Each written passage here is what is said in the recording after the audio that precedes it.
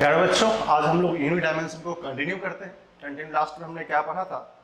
Last lecture में हमने देखा था कि हम लोग इंपेरिकल फार्मूला कैसे लिखते हैं। इंपेरिकल फार्मूला का मीनिंग ये था, अगर वो कंसेप्ट याद होंगे तो पी भी कोई भी फिजिकल क्वांटिटी हो सकता है। वो क्या था? मास जो भी फिजिकल क्वांटिटी की पावर ए होता था, length to the power B और के टू द पावर सी हुआ करता था। इस तरह का हमने फॉर्म लिखा था। जब ये एक्चुअली फंडामेंटल क्वांटिटी होता था, क्या होता था हमारा? फंडामेंटल क्वांटिटी होता था, तब हम लोग ये कंसेप्ट अप्लाई करते थे। जब मास फंडामेंटल क्वांटिटी है, जो कि बेसिक फंडामेंटल क्वांटिटी है, लेंथ भी क्या है? बेसिक फंडामेंटल क्वांटिटी, और टाइम भी क्या है? Fundamental quantity. यहाँ पर हमने 2-3 रिजल्ट्स देखा था, जो कि हमारा फर्स्ट रिजल्ट आपको फॉर्मूला में याद होगा कंसेप्ट, जो सर्कुलर मोशन की कहानी बताई थी। हमारा रिजल्ट आया था F = mv²/r। आपने इस रिजल्ट को भी देखा था। नेक्स्ट हमने टाइम पीरियड की बात करी थी, T = 2πL/g। इस तरह के क्वेश्चन को देखा था, जहां पे क्या था? फंडामेंटल्स इंपॉर्टेंट था। अब क्या होता है, हमारे जेई और नीट का जो ट्रेंड होता है थोड़ा सा चेंज होने लगा है। इस तरह क्वेश्चन जेई मेंस में थोड़ा सा क्वेश्चन क्या करते हैं? टिल्ट करके पूछते हैं। टिल्ट करने का मतलब होता है कि हमने क्या किया, एक नया सा एजम्पशन क्रिएट किया। अब नया एजम्पशन क्या होता था? हम लोग का फंडामेंटल मानना था कि सर फंडामेंटल की जब भी बात होगी, किसकी बात होगी? जब भी फंडामेंटल की बात होगी तो अपन फर्स्ट सोचते थे मास, फिर सोचते थे लेंथ और फिर सोचते थे टाइम। लेकिन एक नया सेट ऑफ क्वेश्चन आने लगा, जो हम आज उसको टच करेंगे। एक नया पैटर्न से क्वेश्चन है, जेईई मेंस में इसको बहुत बार पूछने लगा है रिसेंट टाइम में। अगर आप 2017, 2013 टू 2019 का पेपर एनालाइज करेंगे, आपको इस टाइप का क्वेश्चन 2 से 3 बार आ गया। और एडवांस में ये क्वेश्चन भी अगर आता है यूनिट डायमेंशन के इस टॉपिक से, तो इसके बनस्पत ये सब हमारा नॉन टॉपिक हो चुका है, जिसको हमने पहले सीखा था और बहुत इजी होता है कंपेयर करने में। बट ये क्वेश्चन का नए पैटर्न में आना शुरू हो गया। ठीक है, तो इस क्वेश्चन को कैसे सॉल्व करते हैं उसको देखेंगे। इस क्वेश्चन में होता क्या है, जैसे हम लोग एक सिस्टम मानते थे, जैसे हमने एक पहले सीखा था MKS सिस्टम, जिसको हम लोग क्या बोलते थे? SI unit system. M represent करता था सर, ये मास की बात होती थी, करेक्ट। K, ये M is the metre, K means kg and S means second. हम लोग इस MKS सिस्टम की बात करते थे। लेकिन अगर इस सिस्टम के अलावा हमने एक नया सिस्टम एज्यूम किया, ऐसा पैटर्न जो हम लोग देखा है, वो सबसे पहले IIT एडवांस वाले, जो जेईई एडवांस होता है, उसने इस तरह क्वेश्चन पूछना शुरू किया था। धीरे धीरे ये क्वेश्चन मेंस लेवल तक आ गया, और हो सकता है कि इन फ्यूचर हमारे जो एग्जाम होता है मेडिकल का, उसमें भी इस क्वेश्चन का आना शुरू हो जाए। पहले इस क्वेश्चन को एडवांस में पूछा करते थे, इस तरह कंसेप्ट को। अब इसको सॉल्व कैसे करते हैं, ध्यान से देखेंगे, इस कंसेप्ट को सीखने की कोशिश करेंगे। इसमें क्या है, अगर हम आपको इस क्वेश्चन को पढ़ के बताएं कि एक न्यू फंडामेंटल सिस्टम आना है। हम लोग इन जनरली सिस्टम का मीनिंग समझते थे कि सिस्टम मींस वन, जो हम लोग MKS सिस्टम सोचते थे। बट इसने क्या किया, एज्यूम कर लो एक नया फंडामेंटल सिस्टम है। लिखा है इन ए न्यू सिस्टम, एक नया सिस्टम क्वेश्चन ने क्रिएट किया है। Units of frequency is F, force is A small f, this is capital F, and speed is V, taken as fundamental। बोला है कि जिस तरह हम मास को M, लेंथ को L, टाइम को T दिया करते थे, उस जगह कहते हैं एक नया सिस्टम एज्यूम करो। ये हमारा हाइपोथेटिकल थिंकिंग है कि फ्रीक्वेंसी को F मानना है, फोर्स को कैपिटल F मानना है, स्पीड को भी मानना है। अगर हमने इसको फंडामेंटल लिया है तो बोलो कि find the unit of mass in new system. कोई बोलेगा सर जब भी यूनिट की मास मतलब kg, इसका रिप्रेजेंटेटिव अपन क्या लिखते हैं? M लिखते हैं। अगर आपने गलती से ये कर दिया तो आपका आंसर रॉन्ग हो जाएगा। बोलोगे सर हमने तो वही बात बोली है, लेकिन सर वो फंडामेंटल था। जो एडवांस ने क्वेश्चन के पैटर्न को बदला, तो सबसे पहले हमको इसका कंसेप्ट समझ में आना चाहिए। अब कंसेप्ट क्या है कि बोला कोई भी फिजिकल क्वांटिटी, तो मान ले सॉल्यूशन से, let P be any physical quantity. Be any, P का मतलब क्या? Physical quantity. वो है क्या एक्चुअली? मास है। जो फिजिकल क्वांटिटी है वो क्या है? हमारा मास है। हमने क्या सीखा था? ये क्वांटिटी किस किस फंडामेंटल क्वांटिटी पे डिपेंड करेगा? सर फर्स्ट फ्रीक्वेंसी पे डिपेंड करेगा, फिर फोर्स पे डिपेंड करेगा और वेलोसिटी पे डिपेंड करेगा। तो क्या लिख सकते हैं sir? P directly proportional to frequency का पावर A, फोर्स का पावर B एंड वेलोसिटी का पावर C। ये तो अपन सीखे थे। अगर यहां से हम इसको इक्वेट करना सीख जाए, AB को निकालना सीख जाए, जो कि हमने पहले भी सीखा था, हम यहां से इस पर्टिकुलर फंडामेंटल क्वांटिटी को in terms of frequency, force and speed निकाल सकते हैं। अब बोलोगे सर कैसे? हम क्या करते हैं, सबको बाय पार्ट्स करके बताते हैं कि आपको कभी कंफ्यूजन नहीं। अब देखो, अगर P मास है, P मास है, अगर इसको हम फंडामेंटल लिखेंगे m1 L0 T0, हमने बोला था प्रोपोर्शनलिटी कांस्टेंट भूल जाने का भी, तो ये हमारा फंडामेंटल किसका था? मास का था, डायमेंशन। अब चलो हम लोग डिस्कस करते हैं सर F, तो थोड़ा सा इस छोटे से में F का डिस्कशन कर ले। सर F होता है फ्रीक्वेंसी। जब हम लोग फ्रीक्वेंसी की बात करते हैं तो फ्रीक्वेंसी होता है 1 by time period. 1 by time period frequency, इसका मतलब इसको लिख सकते हैं t to the power -1। Got it? Easy one ना। अब देखो नेक्स्ट है हमारा फोर्स। फोर्स तो मैंने लिखना बताया, बहुत बड़ा डायमेंशन। क्या लिखते हैं? ma, जब इसको लिखते हैं तो m l t -2। ये सब मैं पहले बता चुका हूं, जो नहीं पता मैं उसको लिख देता हूं, ठीक है। थर्ड क्या? वेलोसिटी। वेलोसिटी कितना होता है सर? डिस्टेंस बाय टाइम, तो कितना लिखेंगे? lt -1। बस कहानी खत्म है। इस तीनों को वहां पुट करना है, फिर से इक्वेट करना है जो हम पहले कर रहे थे। चलो देखते हैं। जब हमने इस फॉर्मूला को ट्राई किया तो फॉर्मूला ने हमें क्या सिखाया? P is equal to f to the power a। इसका मतलब क्या होगा? f to the power a and this f to the power b and b to the power c। मैं इसका लिखना शुरू करूं, t to the power -a, क्योंकि -a इंटू 1 -a हो जाएगा। f क्या है? m l t -2 to the power b and c कितना है? l t to the power -1 c। जब इसको हम लोग कैलकुलेट करते हैं तो क्या देखते हैं? m to the power only b, l to the power b, क्योंकि इसका l b प्लस c, क्योंकि एक l वहां भी, ये हमने पहले भी सीखा है, into t to the power -a -2b -c, -a -2b -c। अब इधर का डायमेंशन क्या था? p का 0। देखो यहाँ पे m1 L0 T0। जब हम दोनों साइड को कंपेयर करते हैं, किसको कंपेयर करते हैं? मास, लेंथ, टाइम के कोएफिशिएंट को कंपेयर करते हैं। Compare both side. जब अपन इसको कंपेयर करते हैं तो हमें क्या नजर आता है? सर मास का पावर 1 है तो बोलेगा b इज इक्वल टू 1। बहुत आसान है। b plus C is equal to 0, तो यहां से आएगा b plus C is equal to 0। It means c is equal to -b, तो वैल्यू कितना आएगा? c is equal to -1। Last क्या है? कंपेयर कर लो, -a -2b -c is equal to 0। तो a का वैल्यू तो निकालना है, b का वैल्यू -1, c का वैल्यू -1, b का वैल्यू 1। तो -a और -2 प्लस 1 इज इक्वल टू 0, क्योंकि c का कितना था? माइनस हो तो माइनस प्लस हो जाएगा, तो क्या होगा? a is equal to -1। तो हमारा वैल्यू आ गया, a is equal to -1, c is equal to -1 and b is equal to 1। तो जस्ट कुछ नहीं करना है, इसी क्वेश्चन में पुट कर दो। तो हम लोग यहाँ सॉल्यूशन देख लेते हैं। जो फाइनल रिजल्ट होगा यहाँ पे, mass in the new system होगा mass directly proportional to f to the power a। f कितना है? a का वैल्यू -1। दूसरा क्या है? Capital F to the power b कितना है? 1। तीसरा क्या है? b to the power -1। जब हमने इसको सॉल्व किया तो मास जो था वो एक्चुअली किसके फॉर्म में आ गया? प्रोपोर्शनलिटी कांस्टेंट ऑलवेज 1 लेने का, तो क्या आ गया? f by f into v। तो ये फॉर्मूला हमें एग्जाम में ऑप्शन में दिया रहेगा।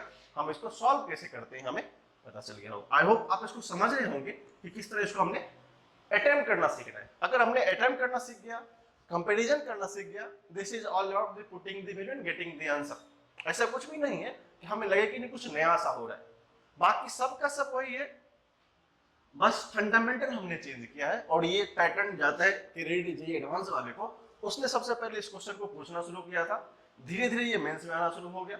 हो सकता है इन फ्यूचर आपको अपने मेडिकल के एग्जाम में भी इस टाइप के क्वेश्चन आपको देखने को मिले, जहां पे क्या होगा? फंडामेंटल कोई और ही सिस्टम दिया रहेगा। हमको नया सिस्टम से यूनिट आ गया f by f into v, ठीक है।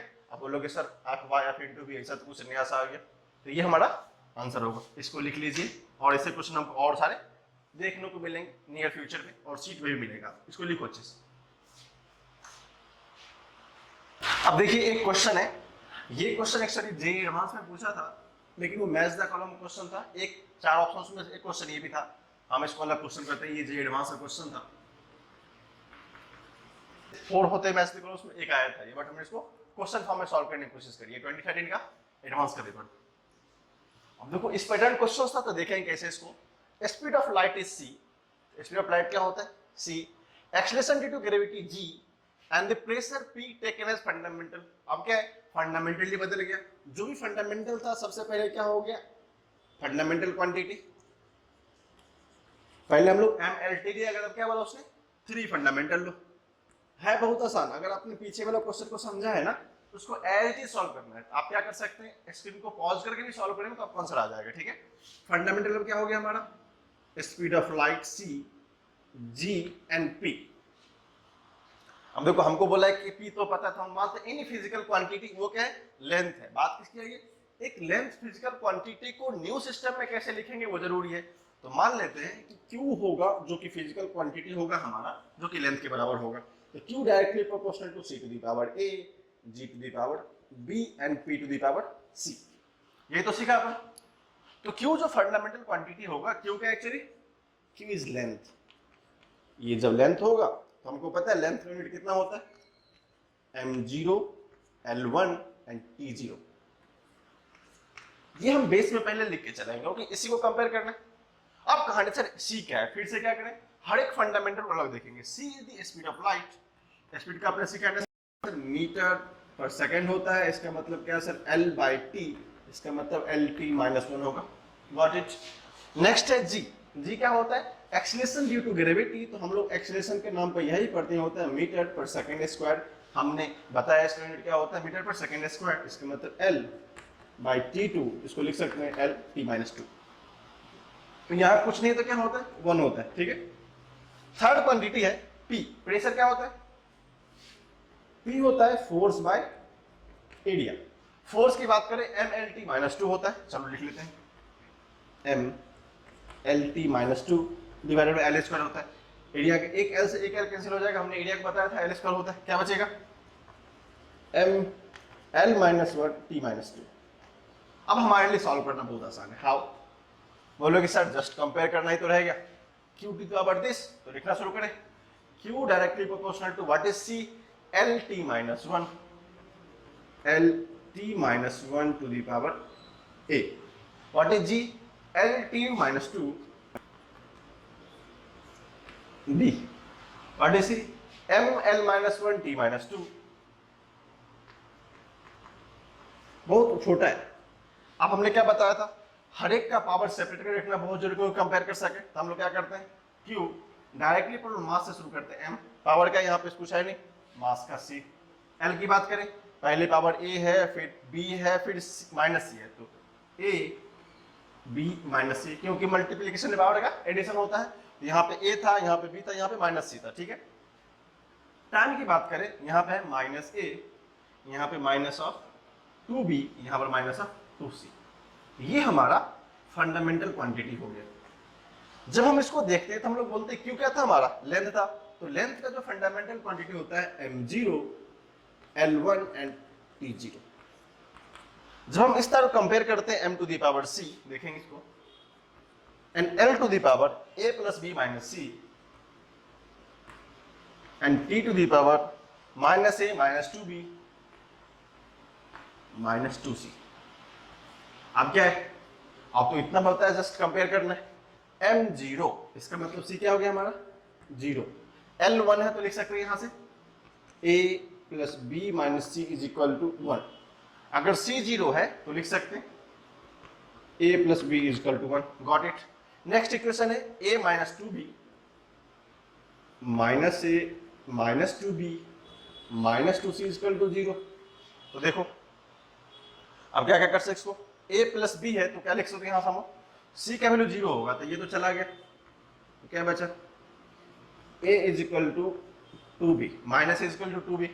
तो दो इक्वेशन है, दो अननोन है, तो क्या करूं, इसको वहां से पुट कर दूं, इसको यहाँ पुट कर देते, क्या लिखा a प्लस a को ही पुट कर दो, क्या करेंगे, a का value minus 2b plus b is equal to 1, तो क्या बचा minus B is equal to 1, तो बी का वैल्यू कितना होगा -1, बी का वैल्यू को -1 तो ए कितना होगा 2, क्योंकि -1 × 2 -1 इक्वल टू बोलेगा, तो ए का वैल्यू हमारा 2 आ गया, ये माइनस से माइनस कैंसिल आउट हो जाएगा, तो -2 × -a दैट इज 2, तो हमको c का वैल्यू 0 आ गया, b का वैल्यू -1 आ गया, a का वैल्यू 2 आ गया, तो जस्ट कुछ नहीं करना है, व्हाट इज वैल्यू यहाँ पुट कर दो, जो भी क्वांटिटी होगा फाइनली वो क्या होगा लेंथ जो भी होगा, what is this c to the power a, what is the value c², g to the power b -1, g to the power -1, p to the power c p0, पता है p0 का मतलब वैल्यू क्या होगा 1, तो क्या हो गया हमारा c²/g that is the unit of the new length. तो इस तरह का क्वेश्चन हमें आएगा। अब हमारे लिए आसान है डायमेंशन लिखना, छोटा है, c मतलब लाइट, g मतलब एक्सीलरेशन, इसका डायमेंशन हम लोग लिख सकते हैं। तो ये हमारा छोटा सा क्वेश्चन था जो कि 2013 में मैथ्स द कॉलम में आया था। तो इस छोटे छोटे क्वेश्चन को भी कैसे सॉल्व करते हैं, और इसका सबसे फेवरेट पार्ट होता है, आपने मेंस ने क्या किया है, एक इंटीजर टाइप क्वेश्चन सोचना शुरू किया है, उसमें इस सब कंसेप्ट का बहुत वैल्यू होता है। इस तरह के बहुत सारे क्वेश्चन पूछते हैं हम लोग, और सारे क्वेश्चन जब प्रीवियस ईयर को सॉल्व करेंगे तो देखेंगे क्या क्या इसका इंपॉर्टेंस होता है। ठीक है, आप इसको अच्छे से पहले लिख लीजिए, फिर हम लोग क्या करते हैं थोड़ा आगे चढ़ते हैं एनालिसिस के पार्ट में। तो थोड़ा सा थ्योरेटिकल पार्ट है, डायमेंशन एनालिसिस करते हैं। तो एनालिसिस का मतलब क्या होता है, सबसे पहले मीनिंग देखेंगे, what is the meaning of analysis. अगर हम किसी चीज का डायमेंशन लेके उसे क्या क्या हम लोग आउटपुट ड्रॉ कर सकते हैं। आउटपुट ड्रॉ करने का मतलब होता है कि हाँ, किसी चीज का डायमेंशन लिखने का मतलब कुछ आउटपुट्स आना चाहिए। जैसे मान लो मैं आपको बोलता हूँ कि अगर ये कोई एडिशन होता है a + b का होल स्क्वायर, तो ये होता है कि हमको पता है कि a² + b² + 2ab, ये दोनों साइड इक्वल होता है। अब दोनों का लिखने का तरीका तो अलग है, तो ये भी अलग है। अगर मैं यहाँ क्या करूँ 1 + 1 का स्क्वायर लिखूं, क्या होगा 1 का स्क्वायर 2 × 1 × 1, इधर भी 2 का स्क्वायर 4 होता है, इधर भी 4 होता है, 1 + 1 × 2 4। अगर ये डायमेंशन ही करेक्ट है तो एनालिसिस क्या करते हैं इसमें कि इसका एनालिसिस इसके साथ दोनों इक्विटी रिजल्ट करता है। सिमिलरली जब हम लोग डायमेंशन फॉर्मूला फाइंड करते हैं, जो भी डायमेंशन फॉर्मूला था अननोन क्वांटिटीज का, जैसे जो हमने पहले देख रखा था p = l to the power a m to the power b t to the power c था, इस अननोन क्वांटिटी का जो डायमेंशन आता था वो एक पर्टिकुलरली उसका खुद का डायमेंशन होता था। अगर हमको इक्वेशन ये पता तो p निकाल सकते आराम से, लेंथ पता, मास पता, टाइम पता होता था। उसको सबसे पहले सॉल्व करने के लिए एक नया सा कंसेप्ट इंट्रोड्यूस करते हैं, उसको बोलते हैं प्रिंसिपल ऑफ होमोजेनिटी। अब प्रिंसिपल ऑफ होमोजेनिटी का मतलब होता है कि जो भी लॉ बन रहा है हमारे लिए, वो इसका मीनिंग होता है समानांतर। जैसे हम बोलते हैं होमोजीनियस, इस साइड भी हो है सामने हो। जैसे मान लो हमने क्या किया, एक ग्लास वाटर में थोड़ा सा सॉल्ट कंटेन कर दिया, इसी तरह सॉल्ट इसको होमोजेनियस सॉल्यूशन बोलते हैं। इसको क्या बोलते हैं, इसको होमोजेनियस सॉल्यूशन। क्या अपन इधर से देखो फिर भी वाटर ही दिख रहा है, इधर से देखो फिर भी वाटर ही दिख रहा है, इसका मतलब हर एक एस्पेक्ट में ये प्रिंसिपल ऑफ होमोजेनिटी को सेटिस्फाई कर रहा है कि हमने जो भी इंग्रेडिएंट पुट किया था उस कंडीशन में कोई अंतर नहीं है।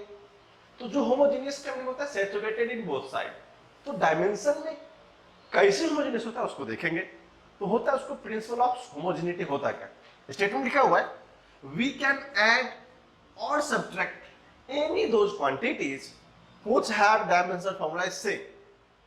हम लोग दो क्वांटिटी का अगर डायमेंशन फॉर्मूला सेम होगा उसको हम लोग क्या कर सकते हैं, ऐड और सब्ट्रैक्ट कर सकते हैं। थोड़ा एग्जांपल देखो, अगर मानते हैं 2 + 4 = 6 होता है, तो हम इसको क्या लिख सकते हैं, we can add 3 + 3, result it same, but 3 भी एक डिजिट है, 2 भी एक डिजिट है, 4 भी एक डिजिट है। इस दोनों को हम लोग क्या कर सकते हैं, ऐड भी कर सकते हैं और हम यहाँ पे सब्ट्रैक्ट भी कर सकते हैं। सिमिलरली अगर सेम फिजिकल क्वांटिटी होगा तो उसको हम लोग ऐड कर सकते हैं। मैं यहाँ बोल दूँ 2 + नॉर्थ = व्हाट, क्या सर, नॉर्थ एक डिफरेंट चीज है, 2 एक डिफरेंट चीज है, नॉर्थ एक डायरेक्शन है, 2 एक मैग्नीट्यूड है, इसका मतलब हम इस दोनों को ऐड नहीं कर सकते। तो डायमेंशन ये कहता है अगर दो क्वांटिटी जो होगा जिसको हम लोग ऐड कर सकते हैं, सब्ट्रैक्ट कर सकते हैं, बट कंडीशन क्या होगा, दोनों का डायमेंशन फॉर्मूला सेम होना चाहिए। सेम मींस यूनिट सेम होना चाहिए, करेक्ट। इसका एक एडवर्स कंडीशन होता है जो कि हम लोग रिवर्स में पढ़ते हैं, कभी कभी क्वेश्चन में आता है, और इफ 2 and more than 2, अगर 2 या 2 से अधिक क्वांटिटी आर बीइंग एडेड और सब्ट्रैक्टेड, अगर दो या दो से क्वांटिटी को हमने अगर ऐड किया है या सब्ट्रैक्ट किया है, इसका मतलब होता है कि सबके पास सेम फिजिकल क्वांटिटी या सेम डायमेंशन होगा, जो लिखा हुआ है हैविंग सेम डायमेंशन फॉर्मूला। तो यहां से हमें दो चीज सीखने को मिला, हम लोग उसको इसको लिखने के बाद आउटपुट को डिटेल में करेंगे। जो फर्स्ट कंसेप्ट था प्रिंसिपल ऑफ होमोजेनिटी का मतलब अगर दो क्वांटिटी का या दो से अधिक जो भी क्वांटिटी हो सबका डायमेंशन फॉर्मूला सेम हो, उसको हम लोग ऐड कर सकते हैं और सब्ट्रैक्ट कर सकते हैं। यहाँ पे मल्टीप्लिकेशन की चर्चा नहीं हो रही है, तो क्या होगा, या तो उसको हम लोग ऐड करेंगे, नहीं तो सब्ट्रैक्ट कर सकते हैं। कब, जब दो क्वांटिटी क्या होगा, सेम डायमेंशन फॉलो करेगा। अगर इसका रिवर्स कंडीशन देखें, अगर दो क्वांटिटी या उससे अधिक फिजिकल क्वांटिटी को हम लोग ऐड कर रहे हैं या सब्ट्रैक्ट कर रहे हैं बाय डायमेंशनली, इसका मतलब वो सब क्वांटिटी का डायमेंशन क्या होगा, सेम होगा। This is the direct statement, this is the reverse statement. हमको पता चलना चाहिए अगर हम लोग ऐड कर रहे हैं तो सेम क्वांटिटी को याद करना है, अगर ऐड किया हुआ है इसका मतलब क्या, वो सेम क्वांटिटी को रिप्रेजेंट करेगा। इसको लिखिए, हम लोग कुछ एग्जांपल से आपको समझाते हैं कि एग्जांपल में वो होता कैसा। इसको लिखो एग्जांपल। अगर हमने प्रिंसिपल ऑफ होमोजेनिटी की बात करी, हमने बोला सर दो फिजिकल क्वांटिटी को या तो ऐड करना सब्ट्रैक्ट करना, क्या वो डायमेंशन सेम होना चाहिए। हम क्या करते हैं sir, physical quantity of length तो हमने लेंथ से ऐड और सब्ट्रैक्ट कर दिया, जो फाइनल आएगा वो भी क्या होगा, लेंथ ही रहेगा। गलती से 12 नहीं लिख देंगे हम लोग, यहाँ पे वैल्यू की बात नहीं कर रहे, ठीक है। अगर सिमिलरली मास की बात करी जाए, अगर ये हमारा मास था, इसको अपन क्या करें, सब्ट्रैक्ट और ऐड करेंगे, यहाँ क्या होगा, जो फाइनल क्वांटिटी होगा वो मास ही आएगा। एक वेलोसिटी को देख लें, चलो। अगर मान लो LT माइनस 1 आ गया, यहाँ क्या है प्लस माइनस, ये इसको भी लिख ले LT माइनस 1, अल्टीमेट जो होगा वो भी क्या होगा, LT माइनस 1 ही होगा। इसे कहने का मतलब यही था, अगर दो क्वांटिटी को अगर हम ऐड कर रहे हैं या सब्ट्रैक्ट कर रहे हैं तो डायमेंशन क्या होना चाहिए, सेम। देखो ये भी सेम, ये भी सेम, ये भी इक्वल है, ये दोनों सेम, ये दोनों सेम, समेशन करो, एडिशन करो, दोनों सेम है, L करो, दोनों सेम। ये बता क्यों रहे हैं कि कभी कभी छोटे छोटे क्वेश्चन इसमें आते हैं कि एक अननोन क्वांटिटी का, क्या लिखा था ना, अननोन क्वांटिटी का डायमेंशन बताओ, जो कोई इक्वेशन दिया रहेगा, उसको भी देखेंगे एग्जांपल फॉर्म में। एक छोटा सा ये हमारा बेसिक कंसेप्ट है बिहाइंड कि हम लोग कैसे इसको ट्रीट करेंगे इन फ्यूचर। इसको लिखिए, फिर हम लोग एग्जांपल से इसको डिटेल्स करते हैं एग्जांपल के साथ। देखिए हमने क्या लिखा, इसको एग्जाम फॉर्म में लिखा। अगर ये कंसेप्ट इससे वैलिड है, क्या है, इस कंसेप्ट में वैलिड है, तो पता चलना चाहिए सर जो इस x का डायमेंशन होगा वो a का भी डायमेंशन होगा, b बाई c का भी डायमेंशन होगा, f e का भी डायमेंशन होगा और d का भी डायमेंशन होगा। यही तो हमको कंसेप्ट सीखा है। अगर हम यहाँ मान लें x क्या है, लेंथ है, x को क्या मान लें यहाँ पे हम लोग, वो दिया रहेगा x क्या मतलब हमारा लेंथ है। इस केस में जो डायमेंशन ऑफ x होगा वो क्या होगा, l होगा 1। तो similarly l is equal to dimension of a, ध्यान देखेंगे, dimension of b by c, dimension of f e and dimension of d। क्या इस कंसेप्ट को फॉलो कर रहे हैं सर, एडिशन हो या सब्ट्रैक्शन हो, अगर इसका लेंथ हमने माना है तो डायमेंशन ऑफ a भी लेंथ ही होगा, b बाई c भी लेंथ होगा, f e भी लेंथ होगा और d भी लेंथ होगा। ये हमारा फंडामेंटल्स कंसेप्ट था इसकी चीज का। इसको लिखिए, फिर हम लोग नेक्स्ट एग्जांपल देखते हैं। अब क्या होता है सेकेंड टर्म में, क्या होता है, in terms of equation, equation of x Y something होता है, in terms of equation, terms of equation. अगर वो इक्वेशन होगा तो all the quantities have same dimension, all the quantities have same dimension. ये भी इक्वेशन है, कभी कभी क्या होता है एक डिफरेंट टाइप का इक्वेशन हो जाता है। जैसे मान लेते हैं हम लोग एक छोटा सा एग्जांपल देके, ये दिया x plus Y is equal to a plus B C F minus G, ये भी तो हो सकता है, कुछ भी दिया रहेगा भाई। इसका मतलब सर जो डायमेंशन x प्लस वाई का होगा, हमने क्या बताया था, जब भी एडिशन हो, एडिशन किसका होता है, सेम चीज का। इसका मतलब सर कहने का मतलब x and y both are the length. अगर हम लोग एज्यूम करें तो दोनों क्या होगा, सेम डायमेंशन होगा, क्योंकि एरो है ना, बोथ है सेम डायमेंशन। हमने जो और के कंडीशन लिखा था if two quantity having added or subtracted, it means these quantity must be a same dimension. तो x और y क्या होगा? सेम डायमेंशन, जो हमने लास्ट कंसेप्ट लिखा था। जब इस दोनों का सेम डायमेंशन होगा तो मान लेते हैं एक्स वाई का कुछ डायमेंशन आ गया, एल ही मान लो, लेंथ, क्योंकि एक्स वाई को लेंथ करते हैं। तो ये डायमेंशन किसके इक्वल होगा? अननोन तो ए है, सेम डायमेंशन, बी सी भी अननोन है, same direction, plus equal to E by F, same dimension, is equal to G. इस तरह भी कर सकते हैं। ये हमारा फर्स्ट स्टेटमेंट का एडवर्स था, जो कि अगर किसी को हम सब के फॉर्म में लिख सकते हैं, वो क्या करेगा? उसका फंडामेंटल फॉलो करेगा। ये जो उसका रिवर्स कंडीशन था, अगर इक्वेशन में हम लोग x प्लस वाई के फॉर्म में लिखते हैं तो एडिशन तभी पॉसिबल है, दोनों का डायमेंशन क्या होगा? सेम डायमेंशन होगा। x y is also length, y is also length, x is also acceleration, y is also acceleration, x is also velocity, y is also velocity. तब क्या होगा? ये इक्वेशन हमको इस तरह फॉलो करेगा। ये हमारा फंडामेंटल से एनालिसिस करने का। इस पे जब क्वेश्चन आएंगे तो आपको पता चले क्वेश्चन में अप्लाई कैसे करना है, इसलिए इस चीज को सीखना बहुत जरूरी है। फिर हम लोग क्वेश्चन में देखेंगे तो आपको ये कंसेप्ट सारे के सारे कंसेप्ट यूज करना पड़ेगा, ठीक है। इसको पॉइंट्स बना के जो हमने लिखा है आप ऐसे भी अच्छे से लिख लीजिए। फिर हम लोग क्या करते हैं, आगे चलते हैं। नेक्स्ट एप्लीकेशन है मैथमेटिकल कांस्टेंट। कभी कभी क्या होता है, हमको कंफ्यूज करने के लिए कुछ भी पूछ लेते हैं। हमको मैथमेटिकल कांस्टेंट का डायमेंशन दे देंगे तो उसको समझना जरूरी है। कुछ होते हैं मैथमेटिकल कांस्टेंट, जिसके बाद थोड़ा चर्चा करते हैं। मैथमेटिकल कांस्टेंट कुछ एग्जांपल्स होते हैं, क्या क्या होता है मैथमेटिकल कांस्टेंट में, देखेंगे उसको। सबसे पहले आता है पाई। ये होता है मैथमेटिकल कांस्टेंट पाई, उसको होता है एक्सपोनेंशियल फंक्शन। फिर होता है ट्रिग्नोमेट्रिक फंक्शन,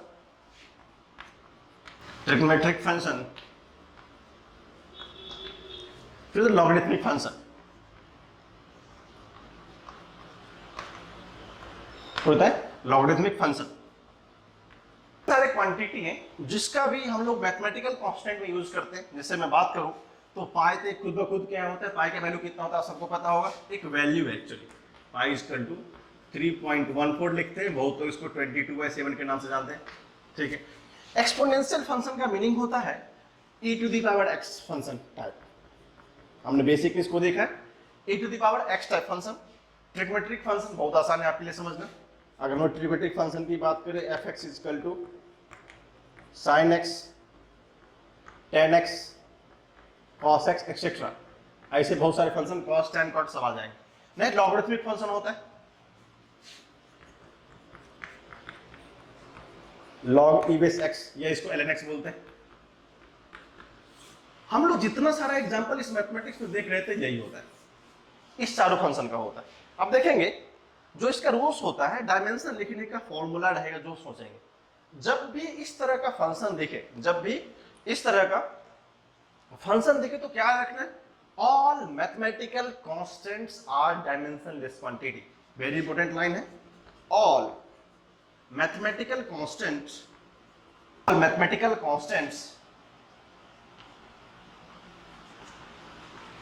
आर डायमेंशनलेस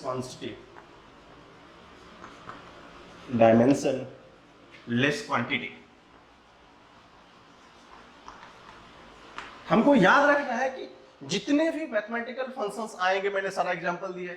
पाई है no dimension, e⁻x has no dimension, f(x) sine का कोई भी फंक्शन हो उसका डायमेंशन नहीं होगा। Similarly for logarithmic function. तो कभी कभी एग्जाम में क्या होता है, हमें फंसा लेते हैं छोटे छोटे क्वेश्चन में। तुमको ये सारा फंक्शन दे देंगे, बोलेंगे उसका डायमेंशन बताओ, तो बोलोगे सर ऐसा डायमेंशन तो बताया ही नहीं हमने। तो याद रखेंगे, जब भी मैथमेटिकल कांस्टेंट में इन सारा जो डायग्राम में हमने आपको बना के दिया है, पाई का वैल्यू, एक्स का वैल्यू, f(x) का फंक्शन साइन में हो, लॉग में हो, इतना सारा फंक्शन जहां भी आएगा, बिना कुछ सोचे, बिना कुछ समझे, क्या समझेंगे, ये सारा चीज डायमेंशनलेस क्वांटिटी। हमने अगर आपको याद दिलाऊं तो डायमेंशन के बेसिक में हमने दो चीजों पर पढ़ा था, याद होगा आपको, थीटा एंड ओम, याद है, जिसको अपन क्या बोलते थे, plane angle and solid angle. इसको हमने क्या बोला था, इसके पास तो यूनिट होता है बट डायमेंशन नहीं होता है, इसको बोलते हैं प्लेन एंगल, इसको बोलते हैं सॉलिड एंगल। बोथ है डायमेंशनलेस क्वांटिटी। हमको यहां भी दो और क्वांटिटी मिल गया। एंगल तो tan थीटा भी आ जाएगा इसमें, सॉलिड एंगल, तो क्या होगा, साइन का जो फंक्शन ही थीटा है, थीटा भी क्या है, डायमेंशनलेस क्वांटिटी है। आपको ये बहुत इंपॉर्टेंट कंसेप्ट्स है जो कि कभी क्वेश्चन आपको फंसा लेंगे, ये सारे फंक्शन देख के डायमेंशन बताओ, तो वहां पे हमें फंसना नहीं है, उलझना नहीं है। जब भी देखे मैथमेटिकल कांस्टेंट नहीं हो, ये सारी क्वांटिटीज, पाई हो, एक्स हो, साइन हो, लॉग हो, जो भी फंक्शन आएगा सब कुछ सोच के हट जाना है। क्या बोलना है, इसका डायमेंशन नहीं होता है। क्यों नहीं होता है? Because it is the mathematical constant. इसको अच्छे से लिख लीजिए। आपका क्वेश्चन होगा सर आपने बताया कि जितना भी मैथमेटिकल कांस्टेंट होंगे, मैथमेटिकल कांस्टेंट की बात करें तो सर पाई हो गया, एक्सपोनेंशियल फंक्शन हो गया, ट्रिग्नोमेट्रिक फंक्शन हो गया, लॉग फंक्शन हो गया, सारा का सारा क्या होता है, डायमेंशनलेस होता है। क्या होता है ये? डायमेंशनलेस होता है। सर आपकी बात मैंने मान लिया, मतलब डायमेंशन नहीं होगा। जब डायमेंशन नहीं होगा तो सर लिख कैसे सकते हैं? अगर हम लोग मानते हैं डायमेंशन नहीं होगा किसी का, तो फंडामेंटल क्या सिखाता है हमें? Mass to the power zero, no dimension मतलब zero, length to the power zero and time to the power zero. जब इसको सॉल्व करते हैं तो किसी भी क्वांटिटी का पावर वन होता है। इसको देखते हैं, वन, फिर वन एंड वन, वन को 3 बाय मल्टीप्लाई क्या आता है? वन। वन क्या है भाई? वो तो नंबर है, वन का कोई डायमेंशन होता है क्या? That is also constant. अब ये इसलिए बता रहा हूं क्योंकि ये सारे कंसेप्ट पे जब क्वेश्चंस आते हैं डायमेंशन में, हमको उसका एक्सपोनेंशियल फंक्शन होना चाहिए। उसको डिटेल्स देखेंगे हम लोग। तो क्या होगा, किसी भी मैथमेटिकल फंक्शन का जो डायमेंशन होगा वो डायमेंशन लेस रहेगा, बट उसका वैल्यू क्या लिख सकते हैं हम लोग? वन लिख सकते हैं। क्यों? m to the power zero, l to the power zero and t to the power zero, सबका प्रोडक्ट में 1 इंटू 1 इंटू 1 ऑलवेज क्या होगा? 1, दैट इज ऑलवेज 1। हमको समझ में आया? ठीक है, इसको छोटा सा लिखिए, फिर हम लोग क्या करते हैं, डिटेल एक्सप्लेनेशन देखते हैं किसका, क्या हर एक फंक्शन में क्वेश्चन कैसे आते हैं, उस चीज को थोड़ा सा डिटेल जानेंगे, और क्वेश्चन सॉल्व कैसे करेंगे उस चीज को भी सीखेंगे। ये छोटा सा नोट समझ लीजिए, इसका स्टार्ट फॉर्म समझ लीजिए कि जब भी कांस्टेंट्स का डायमेंशन को हम लोग वन से इक्वेट कर सकते हैं। लिखिए इसको करते हैं, वो होता है एक्सपोनेंशियल फंक्शन का। हमको जितना फंक्शन का एनालिसिस तो करना पड़ेगा, एक्सपोनेंशियल। एक्सपोनेंशियल फंक्शन की बात करेंगे तो मान लेते हैं कि कोई फंक्शन fx होगा, कोई होगा फंक्शन fx, उसको लिख सकते हैं e to the power ax plus by। अब यहां कंसेप्ट है सर आपने बताया एक्सपोनेंशियल फंक्शन तो डायमेंशनलेस होता है। अगर इस तरह के क्वेश्चन में हमें dimension of a and b पूछ दे, मान लेते हैं a and b are the constant, ऐसे क्वेश्चन हमको एग्जाम में आते हैं, b आर कांस्टेंट। अब देखो a एंड b जब कांस्टेंट होगा और x y is the length, simple सी बात है, छोटी सी बात होगी, x y दिखाओ, x y are the length. इस तरह क्वेश्चन को कैसे अटेंड करेंगे उसके लिए देखेंगे। यहां जो है, if exponential function is a dimensionless quantity, if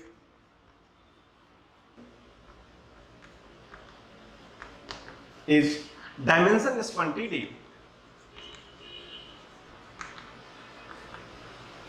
dimensionless quantity, therefore their components or power must be dimensionless, therefore their power also be dimensionless। बहुत इंपॉर्टेंट पॉइंट है, बहुत लोग सोचते हैं सर इसका तो होगा, वो भी क्या होना चाहिए? डायमेंशनलेस। तो पावर भी जब डायमेंशनलेस होगा, इसका मतलब सर कहना क्या चाहते हैं, ax plus by also dimensionless. Dimensionless होगा तो हमने क्या बताया था, जब भी किसी का डायमेंशन लिखना हो तो क्या लिखना है? डायमेंशनलेस मतलब m0, l0, t0 मतलब क्या होगा? 1। वन तो खुद डायमेंशनलेस है। इसको इक्वेट कैसे करेंगे सर? इसका डायमेंशन प्लस इसका डायमेंशन इक्वल टू 1 लिख सकते हैं, ax plus by equal to 1। कहने का मतलब है जो डायमेंशन 1 का होगा वही डायमेंशन by का होगा, वही डायमेंशन ax का होगा। तो देखो क्या लिखे, dimension of ax is equal to, पीछे पढ़ा था हमने, dimension of B Y is equal to dimension of 1। इसका तो वन कुछ रूल नहीं है। अब देखो x के बारे में पता है तो क्या लिख सकते हैं यहाँ से ax is equal to 1 by is equal to 1, तो व्हाट इज द a हो जाएगा 1 by x, b हो जाएगा 1 by y। जब x का मतलब लेंथ होगा तो dimension of a is equal to l minus 1, dimension of b is equal to l minus 1। तो इस तरह के क्वेश्चन को हम लोग अटेम्प्ट कैसे करेंगे? सबसे पहले कंडीशन ये होगा, फिर ये कंडीशन हम लोग ये अप्लाई करेंगे। तो ऐसे क्वेश्चन हमको एग्जाम में आते हैं कि अगर इस तरह का कंडीशन होगा तो कैसे सॉल्व करेंगे। अगर एक्सपोनेंशियल फंक्शन होगा, अगर ये फंक्शन डायमेंशनलेस है तो उसका पावर भी क्या होना चाहिए? डायमेंशनलेस होना चाहिए। डायमेंशनलेस मतलब क्या समझाया था, अभी लास्ट में लिखा था, लास्ट में 1 होना चाहिए। This is equal to this is equal to this हमने पहले के फॉर्म अप्लाई किया है, तो ये इजकल टू ये होगा तो 1 बाय x होगा, ये इजकल टू 1 होगा तो 1 बाय y होगा। अगर x लेंथ है, y लेंथ है तो b is equal to -1, a is equal to -l1। तो यहां से हमें क्या हुआ, a एंड b का डायमेंशन आ गया। ये हमसे एग्जाम में पूछ लेते हैं ऑप्शन दे के what is dimension of a and b। ऐसे बहुत सारे क्वेश्चन आएंगे, हमने आपको एक करके दिखाया है कि क्वेश्चन कैसे होता है। इसको अच्छे से लिख लीजिए इस पैटर्न को, फिर हम लोग आगे देखते हैं। नेक्स्ट हमारा है ट्रिग्नो फंक्शन। सेकंड क्या है? Trigonometric function. अब देखो जब भी ट्रिग्नोमेट्रिक फंक्शन की ओर क्या सोचते हैं हम लोग सर, मान लेते हैं कोई फंक्शन x और y का होगा, इतना सोचना नहीं, जस्ट देखेंगे क्या होता है। तो मान लो sine of ax plus by होगा, अभी तो सीखा था। Trigonometric function is the dimensionless quantity, क्योंकि मैथमेटिकल फंक्शन है। तो क्या होगा, मैथमेटिकल फंक्शन इफ ये t फंक्शन का मतलब है trigonometric function, if trigonometric function is dimensionless quantity, dimensionless quantity क्या हुआ, देयर एंगल आल्सो भी डायमेंशनलेस। उसका पावर क्या था, डायमेंशनलेस। क्या होगा यहां पे, angle also dimensionless, angle also dimensionless.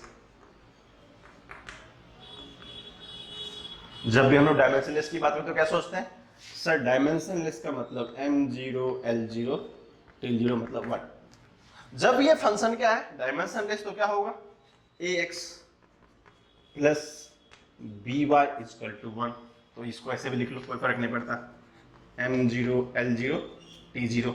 तो क्या होगा, dimension of this ax is equal to dimension of the by is equal to dimensionless m0 l0 t0 और 1।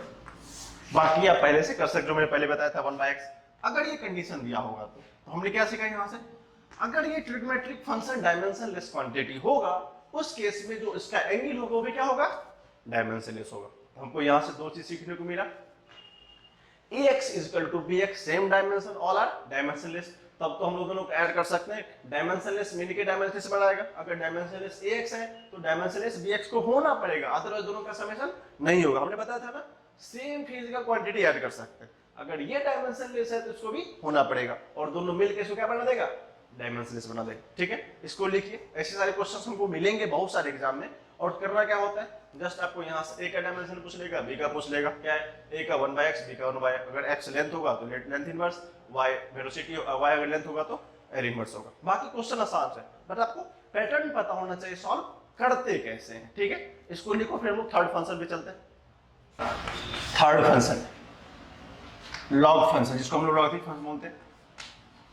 अब लॉग फंक्शन होता है क्या, अगर मान लेते हैं हमने एक नया फंक्शन लिया है x y, दोनों फंक्शन का दिया हुआ है, ठीक है। तो मान लो log ax प्लस by। अच्छा मैं यहाँ प्लस लिख रहा हूँ, अगर माइनस भी तो कोई टेंशन नहीं है, करेक्ट है ना। अगर उस केस में माइनस है तो कोई प्रॉब्लम नहीं है, साइन ax प्लस b अगर माइनस कोई प्रॉब्लम नहीं है। दोनों क्या होगा, अगर वो माइनस हो या प्लस हो कोई फर्क नहीं पड़ने वाला है। जैसे हमने ax प्लस by किया, उसी तरह क्या होगा ax माइनस by का होगा, उसमें कोई फर्क हमें नहीं पड़ेगा। मान लो हमने क्या देखा, log is a mathematical constant. तो क्या है, log एक फंक्शन है, logarithmic function is dimensionless quantity, is dimensionless quantity. इसका कोई डायमेंशन नहीं होता है। दैट इज, जो इसका आर्गुमेंट होगा, आर्गुमेंट मतलब किसके पास चल रही है, ये, that is their argument, ARGU, argument B also dimensionless, argument B also dimensionless। कहना क्या चाहते हैं सर, जब भी डायमेंशनलेस की बात हो क्या करना है sir, M0 L0 T0 equal to 1, तो लिखूं AX प्लस माइनस, आप उस दिनों के भी लिख से लेंगे, plus minus BY is equal to M0 L0 T0, तो क्या होगा dimension of AX, dimension of AX is equal to dimension of BY is equal to लिख सकते हैं यहां पे हम लोग M0 L0 T0 और 1। सिंपल से थ्योरी है जो आपको अब तो समझ में आएगा। हमने 3-4 एप्लीकेशन देखा है कैसे करना है। सिंपल स्पीड लेंथ अगर L दिया होगा तो 1/L1 1/L1 सिंपल से आ जाएगा। ऐसा क्वेश्चन आपको बहुत सारा हमको फ्यूचर सेंस में देखने को मिलेगा जब हम लोग इसको कंप्लीट करेंगे। इसको लिखिए अच्छे से, फिर हम लोग नेक्स्ट पॉइंट देखते हैं। अब जो एनालिसिस का नेक्स्ट पार्ट होता है हम लोग उसमें क्या करते हैं, चेक करते हैं कि क्या डायमेंशनली जो इक्वेशन है वो करेक्ट है कि नहीं। तो जो हमारा नेक्स्ट पार्ट है जो हम लोग देखेंगे इसमें, उसमें होता है टू चेक द इक्वेशन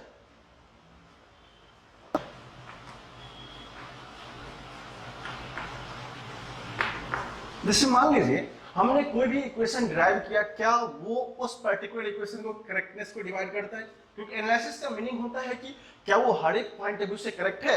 अगर वो करेक्ट है उसको ये हम लोग नेक्स्ट एप्लीकेशंस होता है एनालिसिस का, उसमें हम लोग ये देखते हैं कि इसका क्या जो फॉर्मूला हम डिराइव कर रहे हैं थ्रू दी इक्वेशन और डायमेंशन एनालिसिस, क्या वो करेक्टनेस लेके आ रहा है। ठीक है, उसको देखने से पहले हम लोग बोलते हैं कि इफ, जो इसका एक्सप्लेनेशन होता है, if any quantity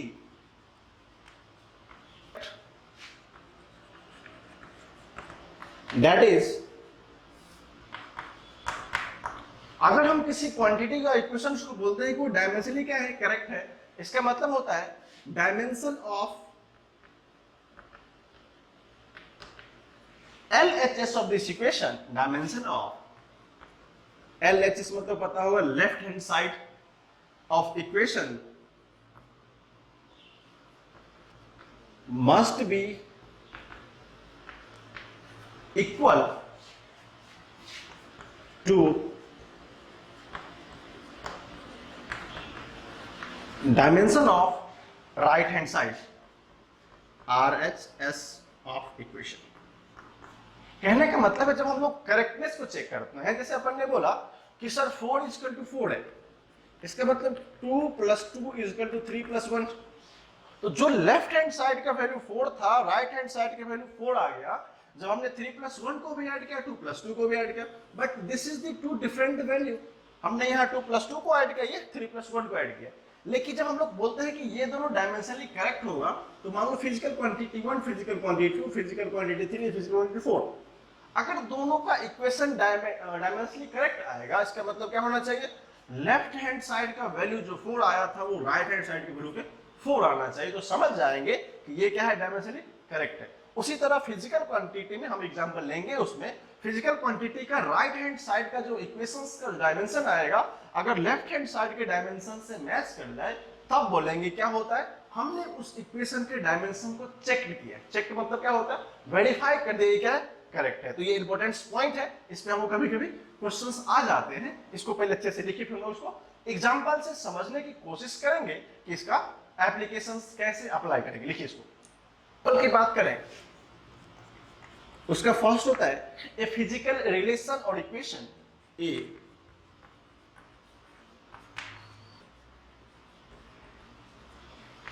और equation must be dimensionally correct, must be dimensionally correct. Wise क्या होना चाहिए, करेक्ट होना चाहिए। अब मान लेते हैं हम लोग क्या करें, 2-3 एग्जांपल करके देखते हैं इसी के फॉर्म में। फर्स्ट एग्जांपल में हम लोग देखते हैं कि जो इक्वेशन होता है, इक्वेशन ऑफ काइनेमेटिक्स, अब आगे जाके पढ़ेंगे बट हम थोड़ा सा अवॉइड करते हैं। इक्वेशन ऑफ काइनेमेटिक्स की बात करते हैं। इक्वेशन ऑफ काइनेमेटिक्स ये हमें फिर से देखने को मिलेगा, बट यहां फॉर्मूला याद रखेंगे। फॉर्मूला आपने क्लास 9-10 में पढ़ा होगा, S = u T plus half A T square होता है, ठीक है। अब S equal to U T plus half A T square, हमने बोला ये क्या, एक फिजिकल रिलेशन है इसमें displacement, velocity, acceleration and time में।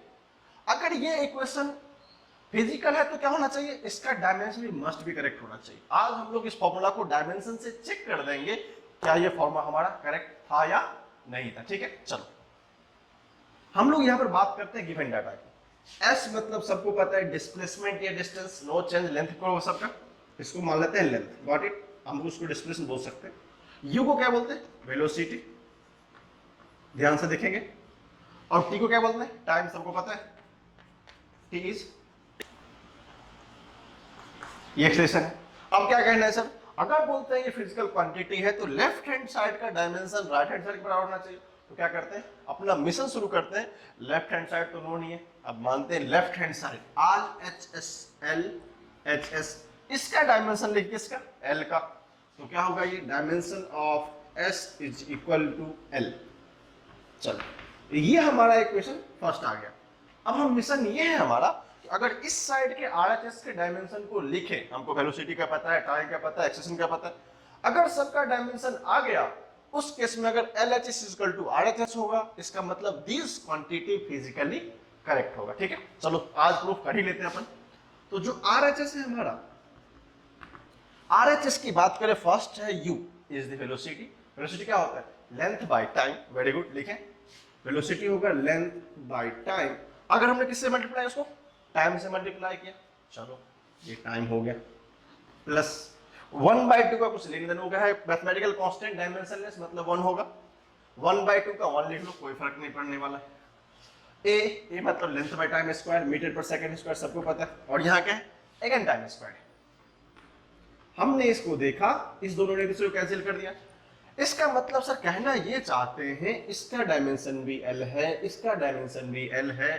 अल्टीमेटली सर कहना यही, अगर वो प्लस हो या माइनस हो, प्रॉपर्टी को याद करेंगे जो हमने बताया था। क्या बताया था कि अगर L प्लस एल हो या L माइनस एल हो तो उसका रिजल्टेंट का वैल्यू क्या होता है, L ही होता है। और यहाँ पे क्या होगा, equation first and equation second से हम देखते हैं LHS is equal to RHS होता है। इसका मतलब ये जो फॉर्मूला है वो फिजिकली क्या है, करेक्ट है। और एक कंसेप्ट जो यहां से सीख सकते थे, हमने देखा जो लास्ट टॉपिक में था, बोला था सर दो फिजिकल क्वांटिटी तभी ऐड होगा या सब्ट्रैक्ट होगा जब दोनों का डायमेंशन सेम होगा। इसका मतलब सर ये भी लेंथ था, ये भी लेंथ था, तब ने हमने ऐड करके इसको क्या बनाया, लेंथ बनाया।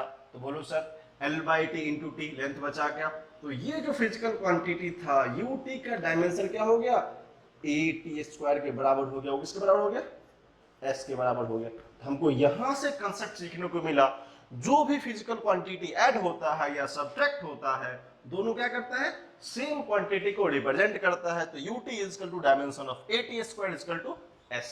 आपको यहां से ये तो हमने प्रूफ कर दिया कि sir LHS is equal to RHS है। इसका मतलब क्या है, ये डायमेंशनली करेक्ट है।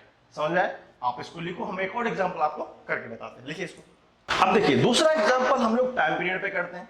जो एग्जांपल हमारा दूसरा था, हमने सीखा था सिंपल पेंडुलम में टाइम पीरियड प्रूफ करके बताया था 2π L/g होता है। ये अगर फिजिकल फॉर्मूला करेक्ट है तो चेक कर ले, हमने करेक्ट लिखा था। चलो सबसे पहले क्या है, टी टाइम करेक्ट है, L length,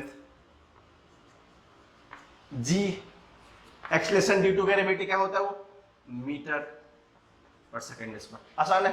2π sir mathematical constant है, 2b और π भी उसका क्या होगा, 1 होगा। लिखो मैं LHS की बात करें सर, टाइम का डायमेंशन T1, इसको हम लोग टी भी लिख सकते हैं। चलो LHS तो आ गया क्वेश्चन फर्स्ट, कितना आसान है। RHS की बात करते हैं सर, रूट है, वेरी गुड, रूट है। देखते हैं हम लोग तो क्या लिख सकते हैं हम लोग, L to the power 1/2 G to the power -1/2। ये मैं करके बताया था। अगर रूट लिखे तो L/G G तो -1/2 हो जाएगा, क्योंकि G नीचे है, ऊपर जाके -1 होगा, -1/2 लिख सकते हैं। अब सॉल्व करना जरूरी है। क्या सॉल्व करना जरूरी है, लिखेंगे इसको। L क्या करते हैं, आप लोग को लगेगा इसमें नया लग रहा है, मैं इसको रूट के सॉल्व के अंदर कर देता हूँ। अगर रूट के अंदर रहेगा तो हमें थोड़ा सा लगेगा हाँ मैं जानता हूँ। चलो 2π का तो कुछ होना नहीं, रूट में ही लिखता हूँ।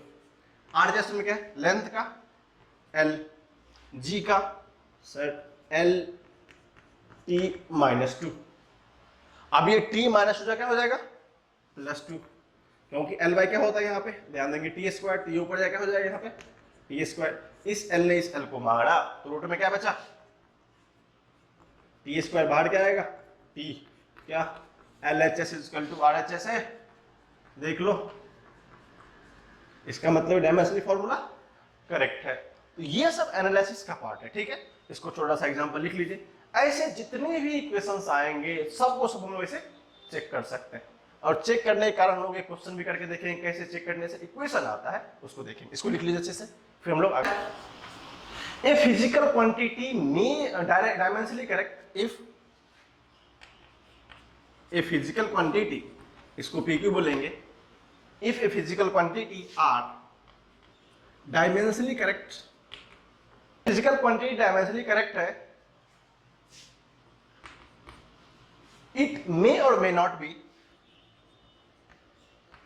मे or may not be physically correct.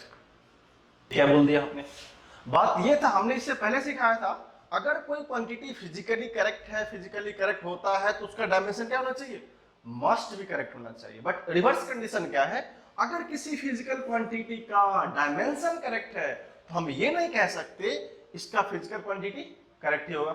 Sir example में आएंगे क्या, जरूर आएंगे। अगर मान लो हमने एक एग्जांपल लिया, फिर इक्वेशन को ऐसे में लिखते, उसका इक्वेशन ऑफ मोशन ही लिखते। इक्वेशन ऑफ मोशन को हम लोग क्या करते हैं, इक्वेशन मोशन क्या था, S = ut + ½ at²। हमने इसको प्रूफ कर दिया था सर, इस केस में हमने देखा LHS = RHS था, लेकिन ये फिजिकली करेक्ट है। ये क्या है, फिजिकली करेक्ट है।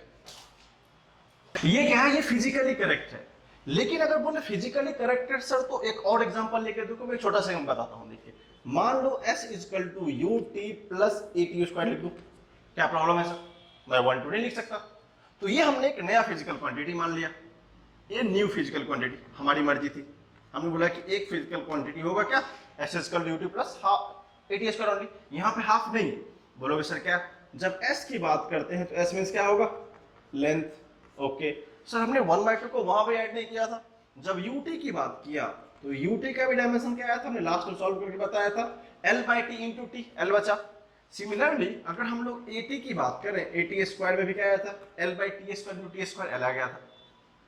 ये क्वांटिटी क्या है, L + L, L + L = L, ये फॉर्मूला को सुइटेबल हो गया। क्या हो गया, L जो था S वो आ गया L के फॉर्म में प्लस L के फॉर्म में।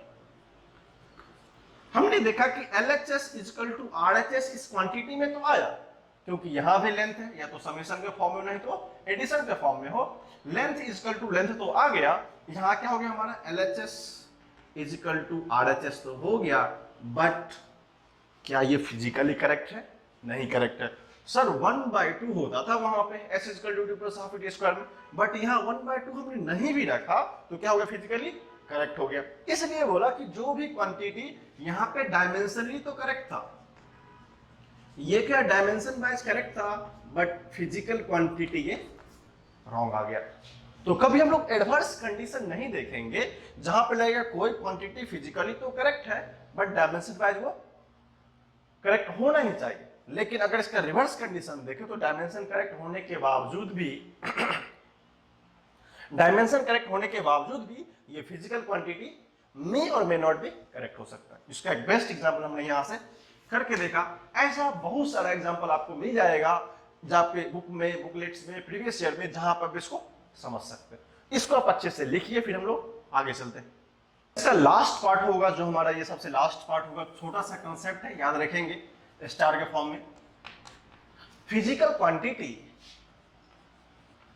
दी फिजिकल क्वांटिटी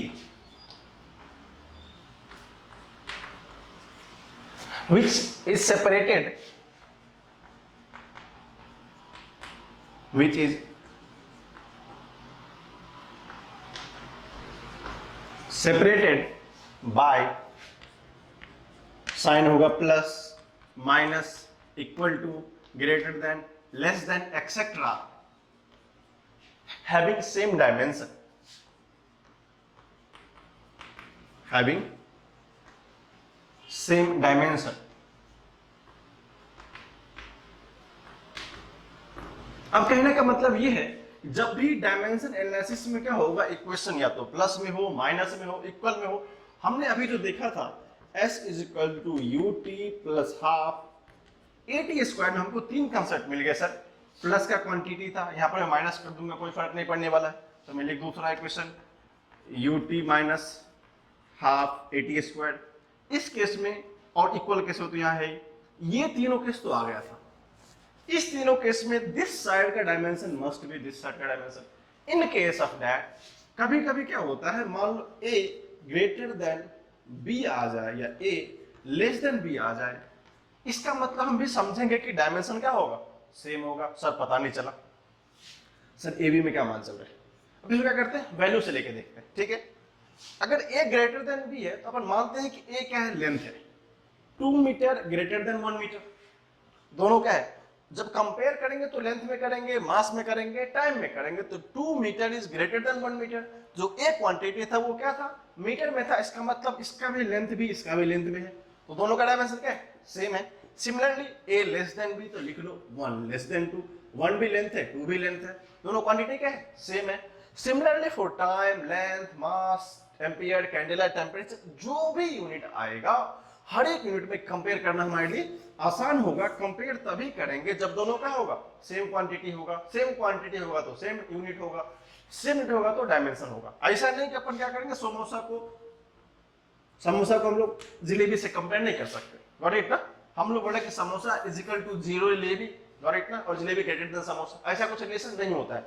अगर हम लोग बात करें तो अगर फिजिकल क्वांटिटी सेम रहेगा तो बोल सकते हैं this samosa is greater then that samosa, this jalebi is greater then that jalebi. तो क्वांटिटी क्या होना चाहिए, सेम। अगर क्वांटिटी सेम है, यूनिट सेम होगा, जब यूनिट सेम होगा तो डायमेंशन भी सेम होगा।